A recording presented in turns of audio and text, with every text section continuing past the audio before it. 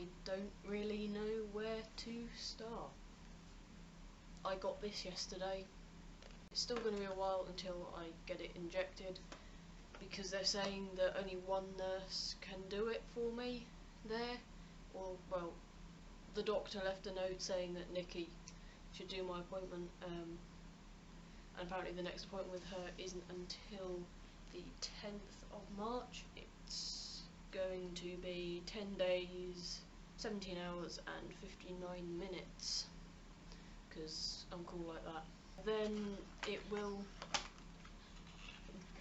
I will have tea in me. I'm not sure if I should have opened it, but I was being nosy, and yeah, this is it. I don't know if you can see this. This is it. This is what I'm going to be on for a long time, probably, as long as everything goes well. There's like quite a lot in there. You can see that it's sort of half full, and the bottle is like a reasonable size, so yeah, I can see how this hurts a bit, going in your arse. 4 millilitres, which is why in the UK they don't really let you inject it yourself. I mean, there are people who do self-inject Nebido, but they're not that common, and because it's only got to be injected sort of every 10 to 12 weeks after the loading phase at the beginning, it's not really a big issue. Quickly show you, here's the box. It's pretty much the same thing. I don't know, there's where it's focused. It won't focus while I'm recording. So yeah, and it's got the usual sort of side effects leaflet in here. Right, so I've put that away before I do something silly with it, and swapped it for some noodles because I'm hungry. So yeah, I got the letter, I booked an appointment with my GP, I had that appointment, I printed off like loads of stuff. I printed off all of this and highlighted it and everything, because I thought that they would be really awkward about prescribing it to me. So like all the documents that are used for things. So I now have that. I have to wait until the 10th to get it injected, and I'm getting the day off work to do that because my appointment's at 9:30 and I'm on an early shift, so I'm going on to shifts, which I'll talk a bit about. They're all the documents that tell GPs what they have to do. If anyone wants links to those documents, they are all in my trans Tumblr page. I printed all those off, I took them with me. She didn't need to see them. She did need to see the letter from the Laurels because they hadn't got their copy again. She said, like, we're not sure if we'll have to order it in or whether you need a script to take to the pharmacy, and I said, well, you probably need a script, but she said, oh, you know, just wait and I will confirm it. So the next day I got the phone call saying, yeah, you need to pick up the script, but then it wasn't until Thursday, the day after, that I could pick it up because they shut on Wednesdays. I think that's when they sort of had their team meetings. So shifts are the reason why I'm going on Nebido.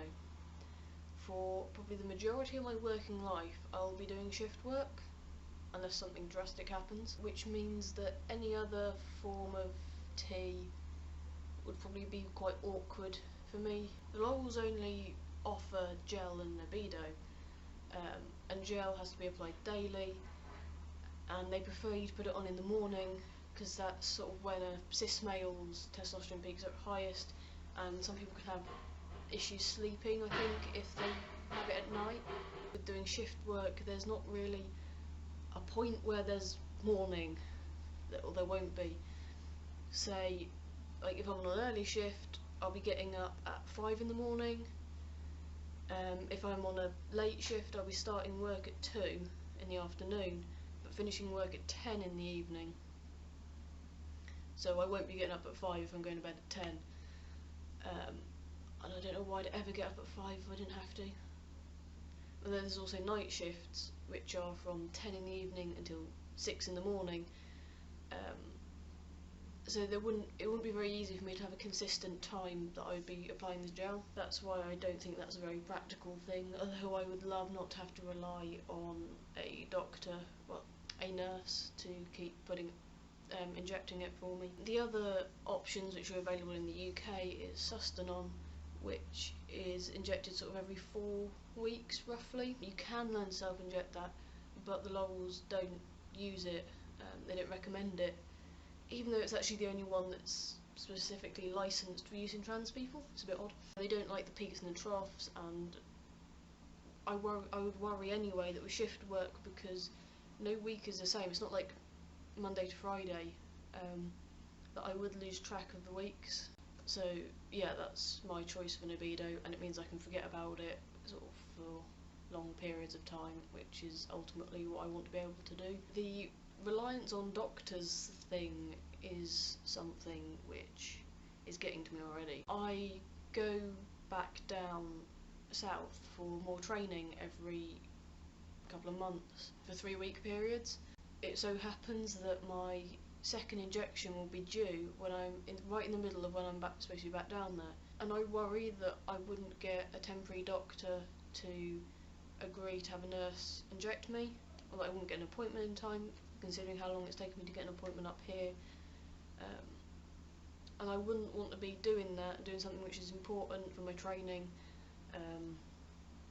and my career, and in an environment that I find stressful anyway.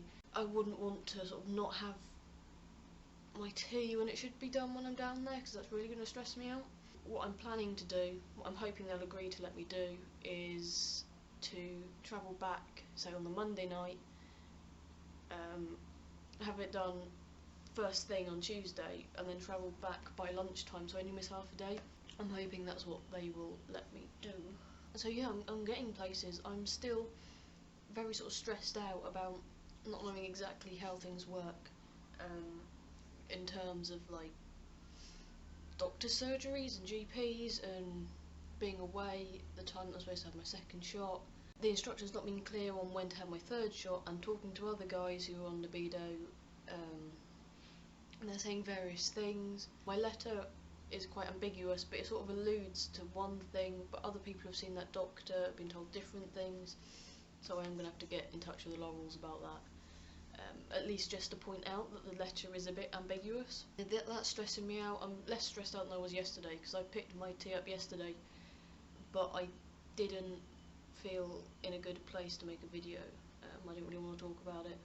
That's sort of been a recurring theme throughout this whole thing, is like emotional highs and lows, just because of everything that's going on. There'll be good news one minute and bad news the next minute. We'll probably make a separate video on that, because it's not talked about very much, but talking to other people, it seems quite common to have strange moods sort of in the lead up to tea.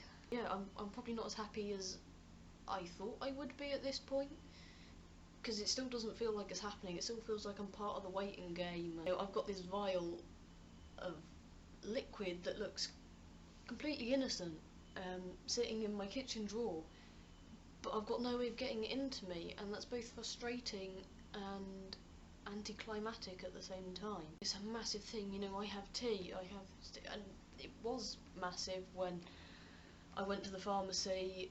My girlfriend was with me, just picked up my prescription.